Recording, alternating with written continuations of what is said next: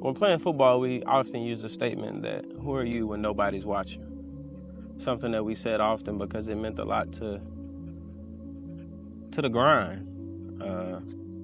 Oftentimes we don't pay attention to how we act when the fans are not in the stands. Just understanding that we always represent something, whether that's hard work, whether that's dedication, whether that's the love of the game, whatever it means to you. I felt like that was one of the greatest lessons I learned about that in that moment that, contributed to life. Because not only am I having to be somebody when nobody's watching me while I'm playing football, but I often have to be that consistent person I portray each and every day in my daily life. Like, who am I to my nephews when they're not standing in front of me? Who am I to my mother when she's not right over my shoulder watching me? Like, who am I? You have to remember that there is somebody that is paying attention to you no matter where you are. That could be God, could be a family member, that could be him, could be anybody. You always set an example for somebody. You always are being observed. And if you treat your life like somebody's always watching you, you can use that as intrinsic motivation for yourself to achieve the goals that you want to achieve, to be more consistent, to be the person you want to be.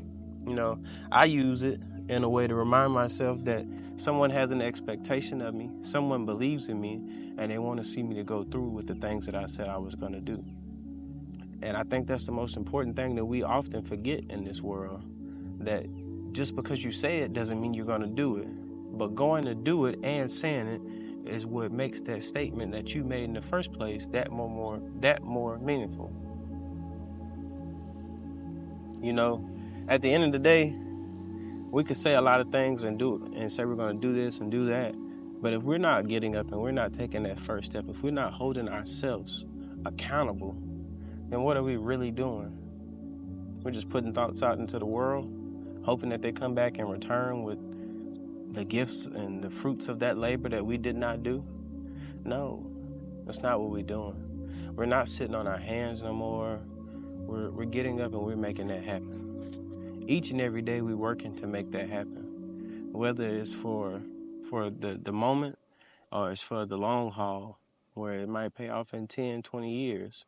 It might pay off 5 years from now. It might pay off a year from now, 6 months from now. And like I said, the timetable doesn't matter. What matters is that you get to where you want to be. And it's going to be very, very uncomfortable moments in there that's going to lead you to wanting to do something else. It's going to lead you to giving up. It's going to lead you to thinking that it's not paying off. But again, that's where you have to rely on that intrinsic motivation for yourself, that you're going to make it happen, that you have the power to make it happen, that you are the founder, the CEO, the CFO, and the president of your own company. You are the founder and CEO of your own motivation. You are the founder and CEO of your own happiness.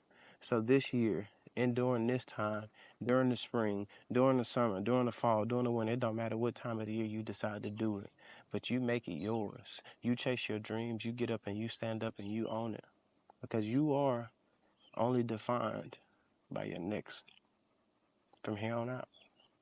It's not your current position. Your current position doesn't matter no more, because what you do next is what's going to matter, whether you stay there or not stay there in that current position. Let's go, bud. Hill.